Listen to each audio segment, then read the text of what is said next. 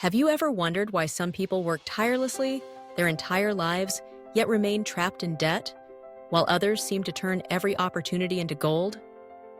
I used to believe that if I just worked hard enough, success would come naturally. But after 15 years of pouring every ounce of energy into my career, I realized the cruel truth. I had only traded my youth and health for a handful of small numbers in my bank account. I was exhausted, buried in debt, and most painfully of all, I wasn't free. And then one day, a single sentence shattered everything I thought I knew about money. It's not about how much money you make. It's about how you think about money that determines your life. I grew up in a middle-class family in Ohio. My parents worked endlessly, saving every penny, and they raised me with lessons they thought were wisdom. Find a stable job. Money is never enough, so save as much as you can. Rich people are just lucky. I carried those beliefs into adulthood like an invisible weight. After college, I landed a desk job with a $50,000 annual salary. At first, I thought I was safe. But within a few years, I was drowning in credit card debt, car loans, and mortgage payments. Every month, my account hovered dangerously close to zero. I was working 50 to 60 hours a week, yet I constantly lived in fear. Bills haunted me. Debt suffocated me. And the more I worked, the less control I felt I had.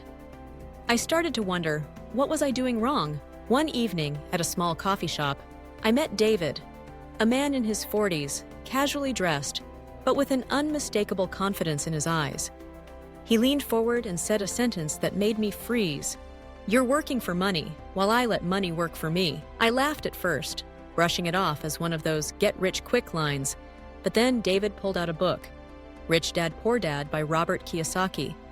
He placed it on the table and said, "The way you think about money determines everything.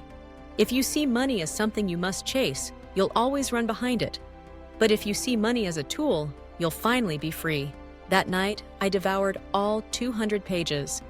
And for the first time, I realized the brutal truth. I wasn't poor because I didn't earn enough. I was poor because I thought about money the wrong way. The next morning, I began to change. Slowly, painfully, but deliberately. First, I started tracking every single expense. I was shocked when I discovered I was wasting over $500 a month on coffee, fast food, and emotional shopping. Then, I committed to learning. Every evening, I gave myself 1 hour to study finance. Podcasts, books, videos, anything I could find about investing, real estate, and money management. Within months, I built my first emergency fund, $5,000 in savings, untouched by debt. For the first time in years, I felt a small breath of financial freedom. Then I dipped my toes into investing. I bought a few shares of technology companies, joined an ETF, and later, cautiously, put money into a small rental property. I also started building something I had never considered before, passive income. I launched a blog sharing my journey and what I was learning. At first, almost no one read it, but after a year, it was earning me about $1,000 a month. Of course, it wasn't all victories. I lost $10,000 when I invested in a friend's startup that failed within 6 months. I lost money chasing rumors about a stock that plummeted overnight. Each loss stung. Each failure tempted me to quit. But this time, I didn't see failure as the end. I saw it as tuition, expensive lessons that forced me to grow. I wrote down every mistake, lost money because I didn't know enough, lost money because I was greedy, lost money because I didn't plan. And I promised myself every dollar lost would become a teacher. 5 years later, my life looked nothing like before. I was debt-free.